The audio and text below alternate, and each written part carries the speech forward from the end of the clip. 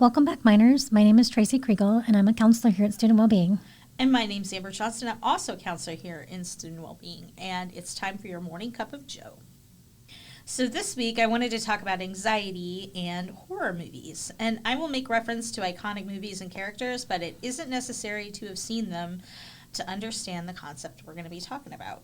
So indeed, this is just a general exposure to these movies in the context of popular culture, and that's sufficient to understand about what we're talking about today.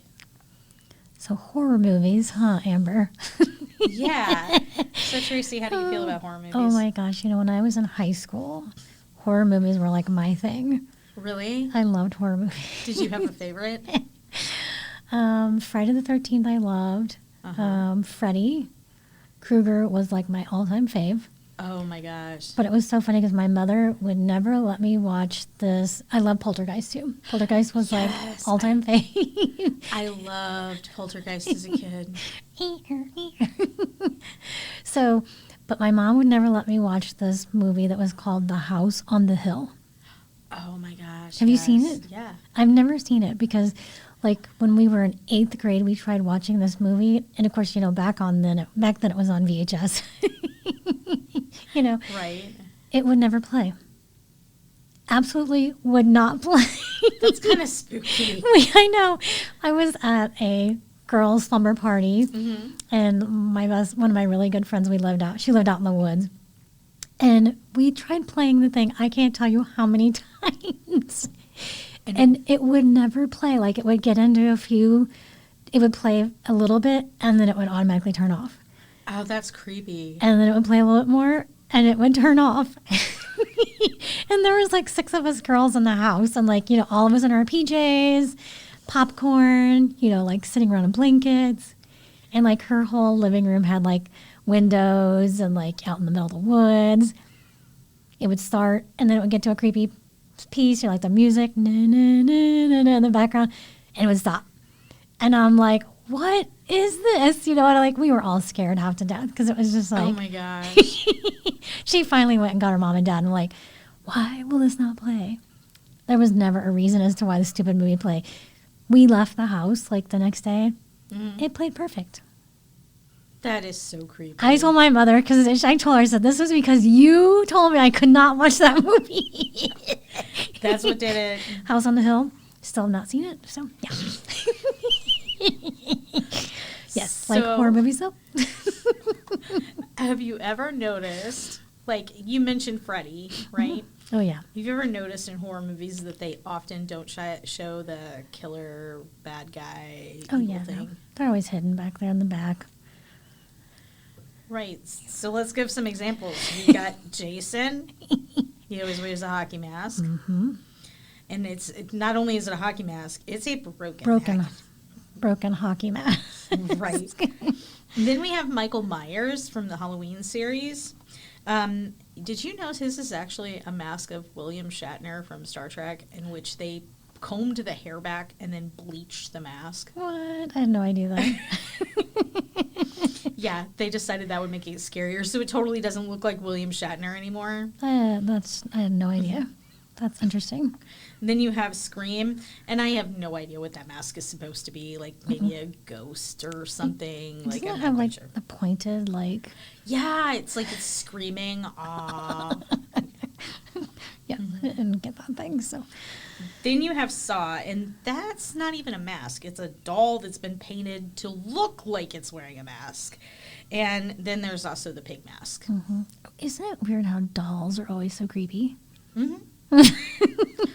Like there's whole series of dolls. Yeah. Okay. Yeah. And then there's the Purge series, and that's a bunch of creepy smiling faces. Yep. And then there's You're Next, and they have random animal head masks. And then there's Hannibal Lecter in Silence of the Lambs and Hannibal and all of that. Yeah. And he wears a mask that's basically a muzzle that covers the bottom half of his face. That was always interesting. Mm-hmm. And then the last one we have is the Texas Chainsaw Massacre movies and Leatherface. Interesting. And I'm sure you guys would probably think of more like after I've mentioned these. Like tons of masks. Of course, it wasn't a horror movie, but Darth Vader is coming to my mind. Well, but yeah, He was the evil character, though, wasn't yeah, like, but yeah, I mean, you think about like all of the bad guys pretty much wear Luke, I am your masks. father. And then, although Freddy doesn't wear a mask, it kind of like he's dehumanized a little bit. Yeah, all the fire face. And, yeah. Well, and he's like honestly, Freddy's a little bit like a sillier character. Like he's almost like dark comedy at times. I guess. Initially, I don't think he was, but I think as it's gotten more relevant in today's society, the movie, he is. Yeah, fair. Yeah. So then we have a different branch of horror movies, and those are the horror movies in which we never see the villain at all. Okay, so we have Final Destination, and there's like, what, 5 of those movies? Never seen that one. So Final Destination, like the bad guy is literally fate. It's just fate trying to, like, these people originally were supposed to die. Like in the first one, each one of them is based off of like some different catastrophic event. Okay. But like the first one is like this airplane that was supposed to go to France, and these kids from this class were supposed to be on it, and it's supposed to crash, and it doesn't crash because this kid has a premonition that the plane's going to crash, so none of them get on it, and then the plane crashes, so all the kids that were supposed to die in the plane crash actually live, and then fate tries to right itself by having all of these catastrophic, like crazy timed accidents happen to one by one kill the kids in the order they would have died on the plane. Got it. Had they stayed on the plane. Makes sense now. Hence, Final Destination. Okay. Yeah, like, Got it. and there's like 5 of these. Okay. Yeah. Got it. Makes sense now. And then you have The Entity, which most of our listeners are probably going to be way before their time, but this one was a ghost. Like, and she spends the entire, like, the main character spends the entire movie trying to convince everyone she's not hallucinating, that there actually is a ghost there. Then you have the Blair Witch Project. This movie is one of the, like, cultural icons of the unseen villain, and we think it might be the Blair Witch, but it could be something else, and we have no idea, like, because this is supposedly found footage, and they're scared of something that happens, but mostly it's just a bunch of moved little twig people and things like that. Interesting. Then you have The Cube, which is an interesting series. And this is about 5 strangers that are locked into, like, this cube-shaped, I don't know what you would call it, like, wouldn't be necessarily a house. It's like a cube-shaped building. Okay. And it's like a series of, like, a maze of these rooms that are interlocking, and each room has traps in it that form, like, this cube shape, and there's no way out of it. So, like, they're stuck. It's kind of like an escape room. Is that what it is? Kind of, sort of. Yeah. Yeah. But cube-shaped. Okay. Then there's, like, Paranormal Activity, which that goes along the lines of, like, Blair Witch, ghosty type stuff, a bunch of, like, video of things moving on their own and that kind of stuff. And then you have Bird Box. Like, have you seen Bird Box? I have not seen Bird Box. So Bird Box is this movie about this thing that if anybody sees it, they go crazy and then instantly die by suicide. Like, they see it and then they instantly, like, That sounds harm horrific. themselves. It's a pretty intense movie. Yeah, thinking I don't want to see that. Well, but the movie itself, like, there's actually 2 of them. There's Okay. Bird Box and there's Bird Box Barcelona. And the original, like, the first Bird Box, it's got Sandra Bullock in it. Like, Ooh. it's actually, like, a pretty good, like, it's a really good movie. I love Sandra Bullock. I know. She's a wonderful actress. She is. I like Usually her too. stuff that she's in, I probably will watch, so maybe I would watch it. Well, but they never show the thing. Oh. Like, they just you see the people see the thing, and then they self-harm in various ways. Gosh, that's just terrible. It must be like this awful item or whatever, this villain, I guess you're calling it, but, you know, this thing that's making them want to Well, kill themselves. that's the interesting part. Because they actually, when the movie was originally, like, from what I've heard and what I've seen in, like, literature I've read, they initially tested audiences with an actual villain. And you can Google it, and you can see the monster that they were supposedly all seeing, and they tested it. Well, the problem was is everybody was terrified in this movie until they showed the thing. And nobody was terrified? They all started laughing. Oh, okay. Totally ruined the movie. Okay, that's so bizarrely odd. Because it looks like a giant angry baby. Oh.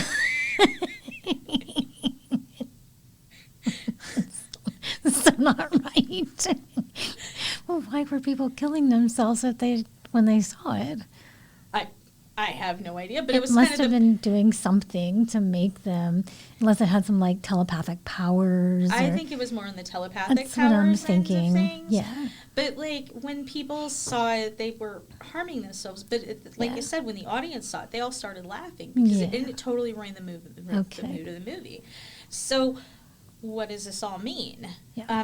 When we look at the whole, most horror movies don't show the villain. Mm-hmm. They only show them towards the end of the movie, and when they do, it's done as a way to humanize the villain or make them less scary. Mm-hmm. Like at that point, whoever they're fighting against is about ready to beat them, Mm-hmm. and then they see them for the first time. Like think of Psycho. Mhm.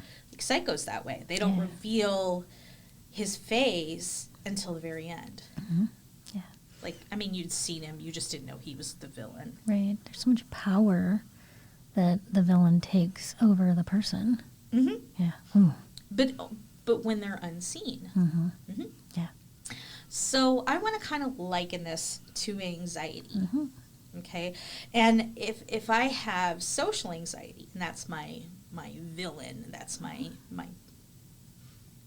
adversity that we're facing, I'm afraid that other people are going to judge me, right? Right, Like yeah. basically at the core of it, right? Mhm. Right. Okay, or I'm afraid they're going to talk about me. If I have test anxiety, then most likely I'm afraid I'm going to do poorly on the test. If I have anxiety, a lot of times, not always, but a lot of times, I have a vague idea of something that I'm afraid of. Right. And Tracy, you've brought this up before. Anxiety can have a variety of sources, but a good portion of them fit into this category, right? Right. Exactly. Yeah. Okay.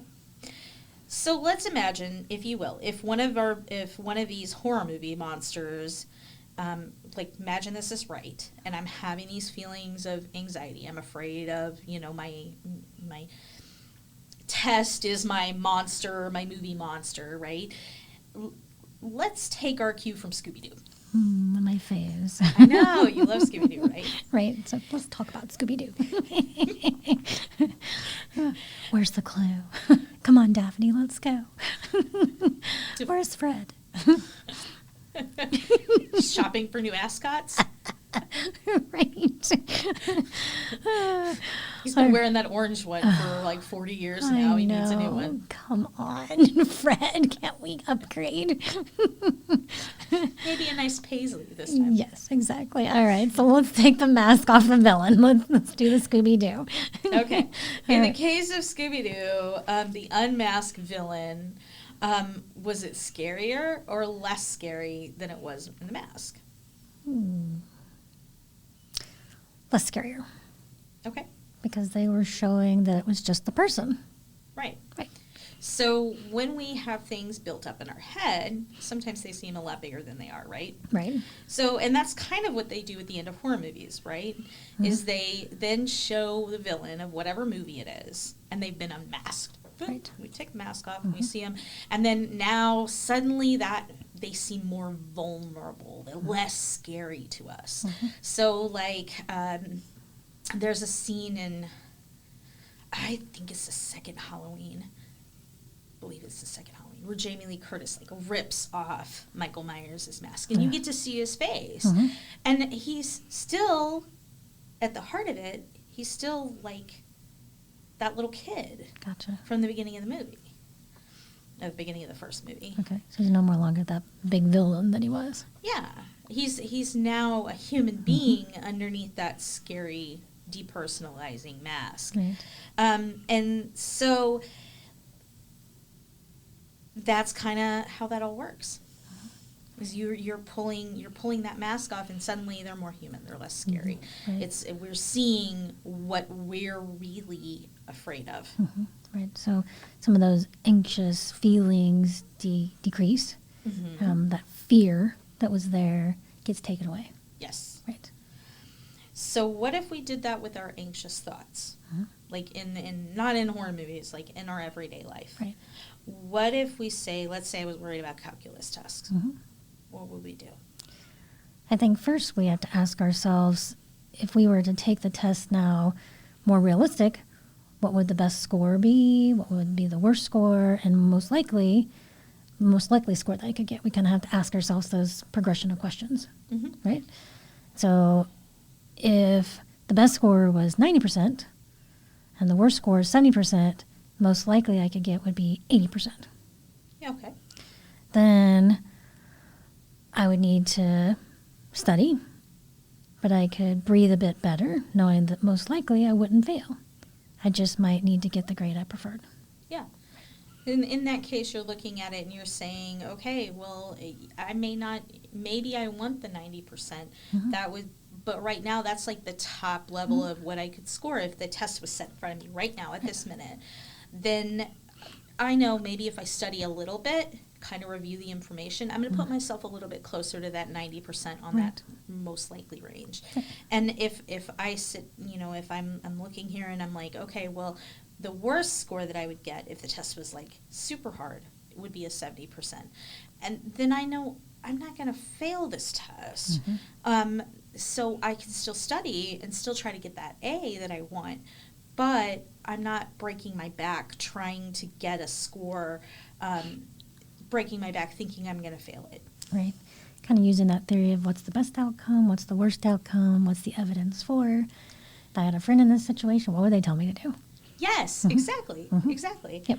So then when we realistically know the possibility is failing the test, what do we do with it then? Well, then I would ask myself, how can I mitigate the impact of my grade? And if it's going to make me fail the class, if it won't impact my grade much, then I can relax. And if it could make me fail the class, then I can figure out what I would do if I did fail the class. I think that's one of those good things. And if it's time that I need to make changes into different direction, is this class can I take the class again? Basically, you need to look at how I could recover from it. And while it might not be ideal, looking at it as we realize it often isn't as bad as we think it is. Right. Because often when we think about failing a test, there's this whole idea that it's going to derail our entire future. Right. Like, I'm not going to get to do the things I want to do. Like, this is the end. This is the end of my, career, that kind of thing. But most people at some point overcome adversity. And we did a podcast on that a while ago, like talking about people who had failed and overcame and been rejected and all that kind of stuff. And so I highly recommend, if you haven't checked that out, absolutely check that one out. Right. And who said you have to do 4 years in college? I mean, I know when you get in, you come in your freshman year and you sit down with your advisor and they say, well, here's your 4-year track. This is your estimated, you came in 2023, you're going to graduate in 2027. So this is your goal. Here's all your basic classes and courses that you're going to take for your degree area. So this is when you're going to graduate. Realistically, not all freshmen or people coming into college graduate in 4 years. It may take 4.5 years. It may take 5 years. For you, it might take 6. Right. Who said that's wrong? I assume it was personally, I can't name you a single person that I know in my real life that graduated in 4 years. Did you? No. I didn't either. And I was not upset with that. I was just glad when I graduated. Yeah, I was glad it was done. I was glad I was done too. And you know what? I didn't get upset that I didn't graduate in 4 years. I had my courses set out and I enjoyed the classes I took. Not every class was easy. And it was one of those things is when you had classes that were more difficult, you looked at it, you problem solved, you used critical skills, and you go, yeah, that was an easy class. When you got to that mid-semester and you go, yep, this is not the class for me. I'm going to drop this class. Yeah. I realize this is not it. I'm done with this class. We're going to move on. Better option. Let's take this next semester again or whatever. That's okay. Right. I think when the anxiety level gets so high, just like what you were talking about, that villain that's there where you can't see them, when the anxiety level rises so high that the fear is driving behind you and you're like, okay, is this looming D or F that's looming behind me in this class, propelling me to having heart racing palpitations and stomach aches and headaches all the time? If that's where we're at all the time, we don't have to live like that. No. We don't have to have relationship problems because our grades are suffering so much. Get to that mid-semester and you go, yep, nope, I can do this. I don't have to be this way. Or is it that we need to go to lead sessions?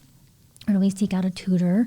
Do we communicate with our professor? What is it we can do to be successful in that, to where the underlying anxiety doesn't have to control us?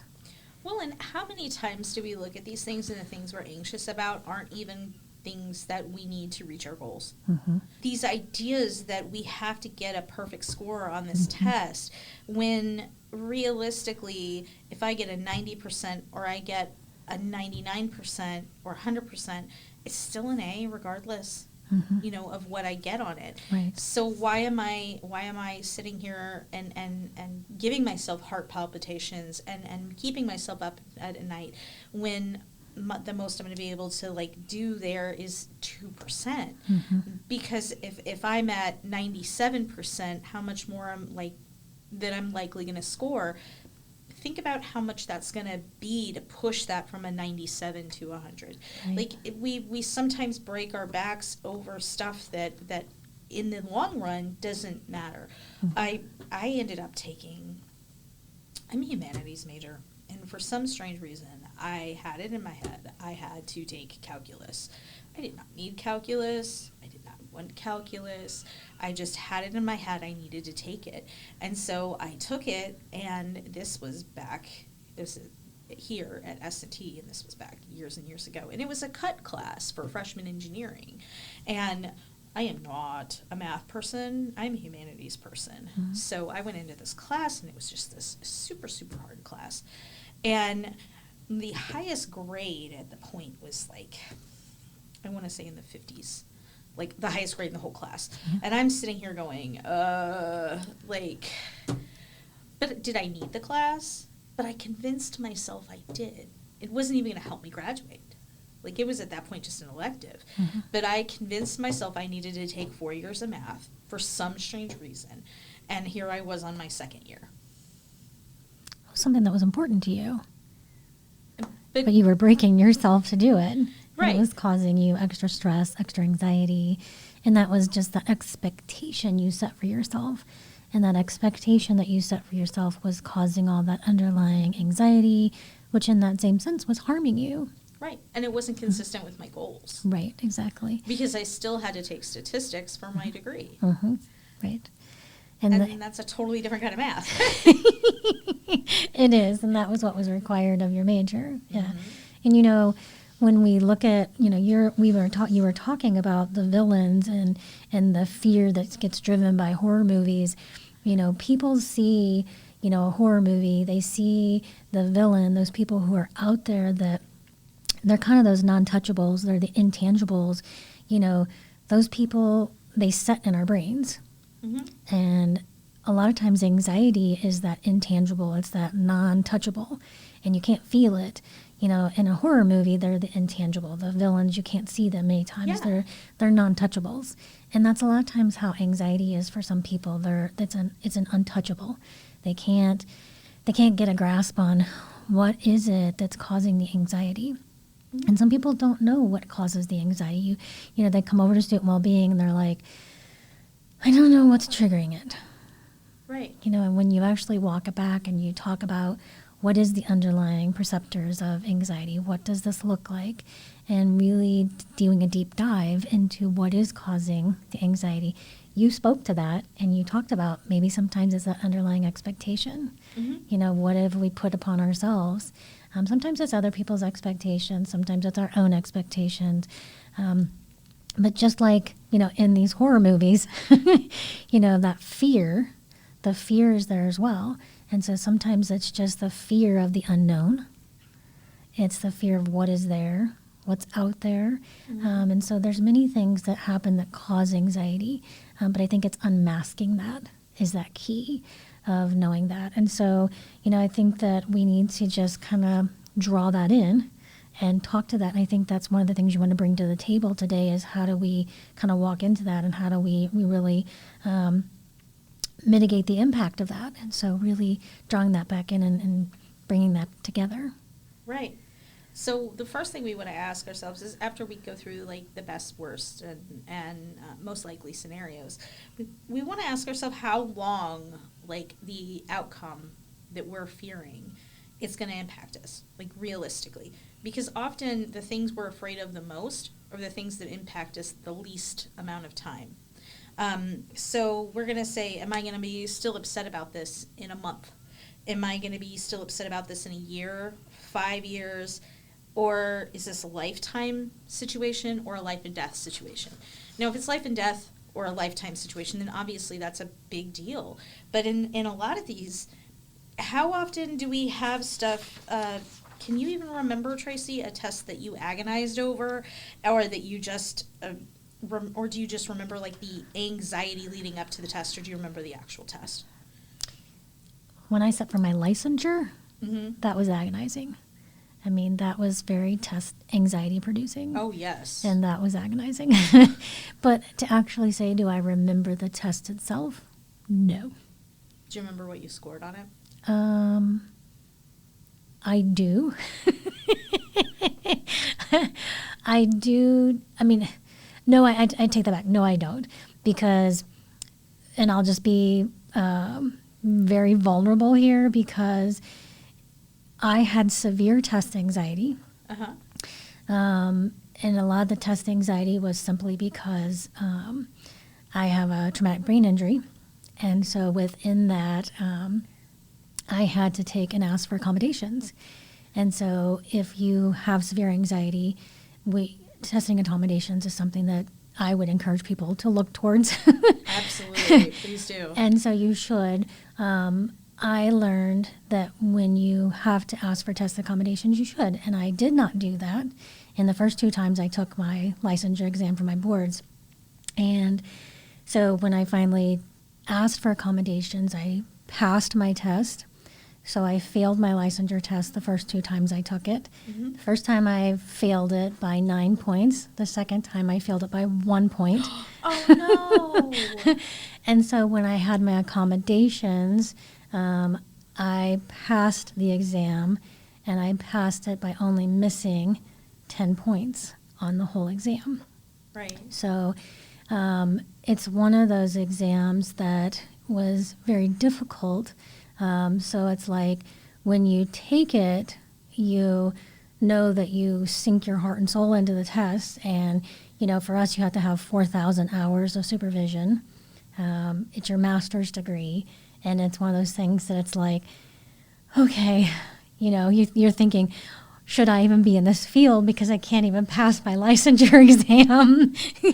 Right. And a lot of it was because my own cognitive ability to concentrate and set. And when you have a traumatic brain injury, the cognitive synapses a lot of times aren't staying and firing. And so, but with the accommodations, just having an extra hour, I believe, and being able to take a step out and rest my brain was what helped me to actually pass the test and not be so overwhelmed. But that was because of the test anxiety that prevented me from passing the test. But when I had the accommodations, I was able to focus, I was able to rest, and my brain was what rested. And when you have those type of experiences, you think you're a failure. Yeah. And you think it's something that's wrong with you, but my brain was what needed the rest. I didn't know that my brain needed that. Right. And so when you're cognitively tired, you don't realize how your own focus isn't working. And so test anxiety is very real for people. And so if you have some sort of medical situation that's preventing you from testing, this is that place where coinciding with your doctor and your medical health team and really being able to be vulnerable and saying, it's not that I'm lesser of a person, that I can't do this on my own. It's being able to say, I'm okay being able to say an extra half hour or an extra hour is what I need to be the best that I am at saying I can pass a test to do what I need to get done. And I think that's okay. And that's being able to just be real. Right. Well, and it's going back to licensure tests. For those of you who aren't familiar, like these, I'm sure there are a lot of fields in engineering and various degrees that are offered here that have these comprehensive tests. Ours is comprehensive over our entire master's program, and they can pull anything from any point in the entire program, which is what makes it so anxiety producing, because you don't know, you're talking about a lot of material. Tons. Yeah, our master's program takes mine was 2.5 years. Was yours about the same? So I didn't go back to school until I was in my mid to late 30s. And so Same. Yeah, I know, exactly. So I went to Mizzou. And so you can do an advanced standing program, which is 2 years. And so I did a part-time program. So I was on a 3.5-year track because I was working a full-time job. And so working full-time job in Sullivan, Missouri, and driving to Mizzou, which was a 2.5-hour drive. That's a drive. So I did a part-time standing program. So it took me almost 4 years to finish the program. So yeah, it was a long time. So, but it was totally worth it. So when I ended up with my internship, I did 2 full-time jobs and went to school part-time. Yeah. And had 2 children. And so for anxiety, when you think about it, anxiety is pushing through grit and resilience. When you look at students here on this campus, when you're in an engineering program and you're looking at how do I get through this program, it's tough. Yeah. This is a tough program. This is a tough school. This is a tough school. And so when you're in the UM system, you've got graduate students here, you've got master level students here, you've got undergraduate students here. You guys are pushing through every day, and I think that there's most of the students I've come in contact with, there's levels of anxiety. There's those unknowns. Those are those villains, that are out there. Those are unmasked villains that I think that students, when they go through each and every day, there's those comprehensive tests that they're taking. What is it? The engineering test that you guys have to take.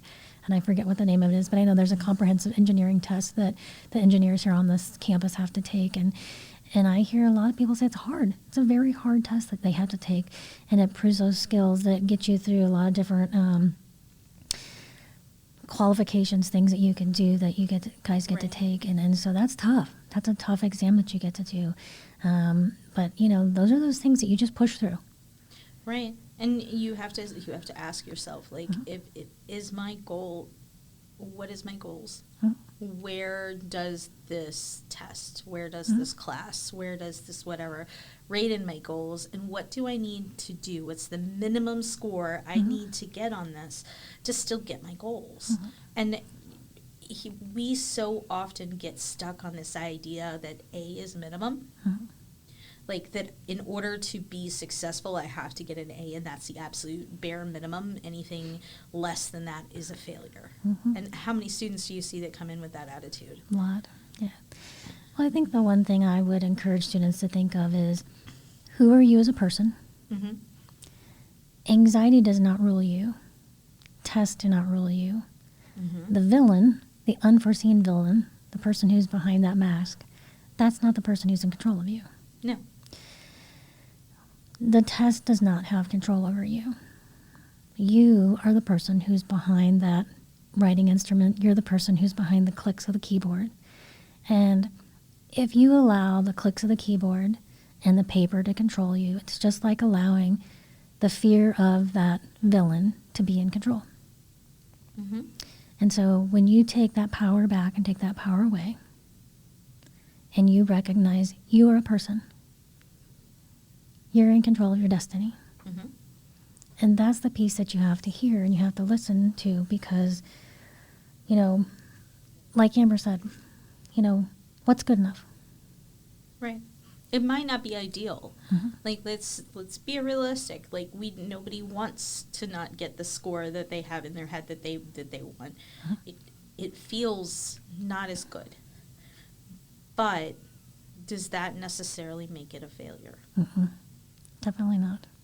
So we ask ourselves, like, what's good enough? Like, what score do I need to get in order to still reach my goals? Mm-hmm. And then we ask ourselves, if I don't get this, is this something I can bounce back from?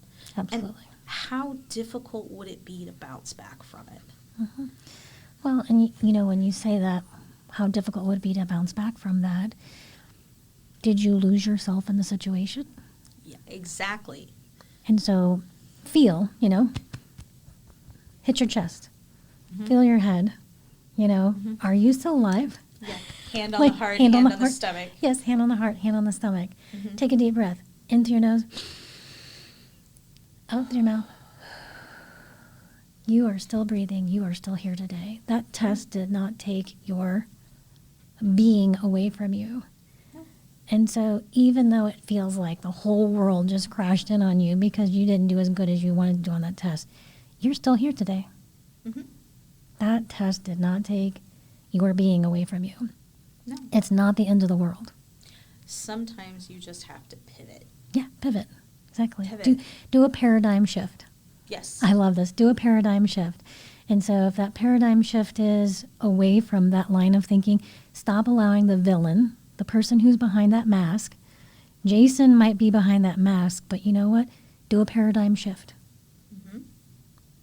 And so who's in control of that paradigm shift? You are. You are, exactly. You're the only person who's in charge of that paradigm shift. Jason is not in control. Freddy Krueger is not in control. Mm-hmm. You are. And that's the most important thing that you have to understand. The licensure board does not have control of your life. Fair. Whatever doctor who is the professor of your class, he does not have control of your being or your thoughts Mm-mm. or your personhood. You do. And so just because you didn't get the score you wanted on that test, or maybe you didn't pass the test or the class, it doesn't change who you are today. No, it doesn't. You can take the class tomorrow, Mhm. or you can take it next semester, or you can take it at a different university and transfer it in. Yeah. It's okay. Sometimes we just have to pivot and Pivot. look at the situation and say, okay, how can I recover from this and still get the goals that I have and still meet them? Right. And that being said, we're allowed to feel disappointed if we don't get the thing we want. If we don't get the grade we want, we're still allowed to feel it. Mhm. But we have to ultimately allow ourselves to grieve it and then focus on how we recover from it. And that's where that resilience comes in. Right. And that's what gets us through those times and keeps us going. Because it's not how many times we fall down. That's old trite saying. Mhm. How many times we fall down, it's how Right. many times we get back up. Right, exactly. Yeah, it's a cliche for a reason Right. because it's true. Uh-huh. So let's review. We're going to take the mask off our anxiety. We want to ask ourselves, what is good enough? What performance do I need to still be able to meet my goals? I have an ideal, like this is the best case scenario, this is the worst case scenario. But often the answer is somewhere in the middle, Mhm. like of what most likely is what I'm going to get on this. Right. And usually it's not that worst thing. Right.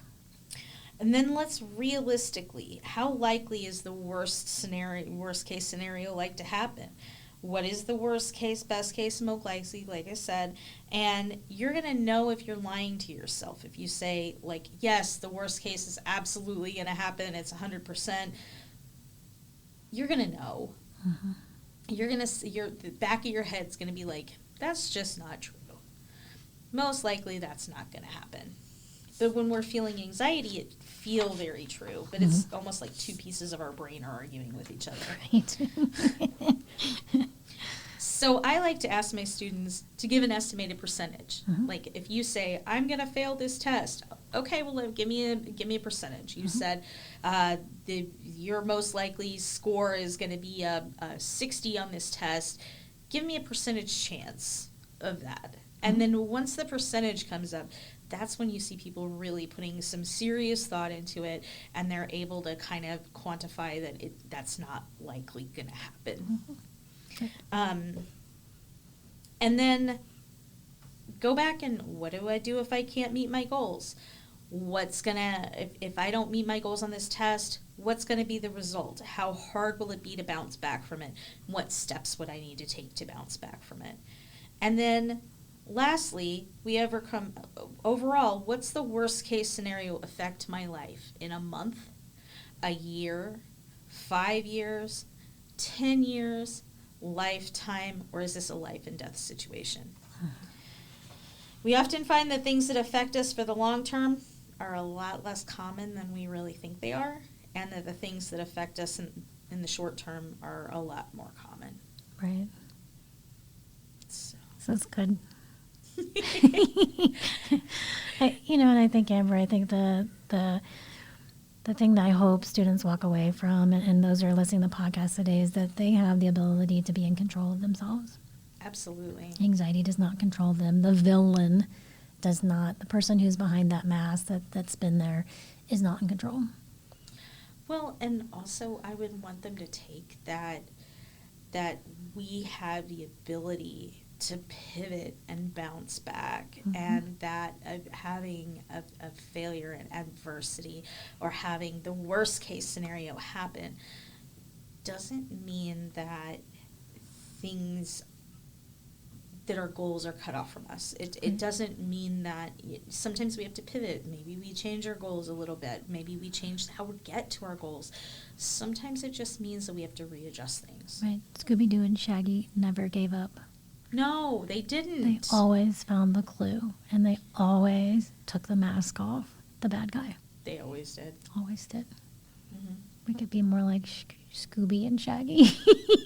Just don't eat like them. I know. Absolutely not. No Scooby snacks for me. I was just thinking all the nitrates in the sandwiches Yeah. I just want to look like Daphne. Fair. All right, minors, enough of our silliness. So have a great week. Thanks for joining us, and have a great week. Take care. For more information about mental health and wellness, contact Student Wellbeing at 204 Norwood Hall. And you can also give us a call at 573-341-4211. The song Happy Days is brought to us by music from www.free-stock-music.com. You can also add and follow us on Instagram, Twitter, and Facebook using our handle @S&T Wellbeing.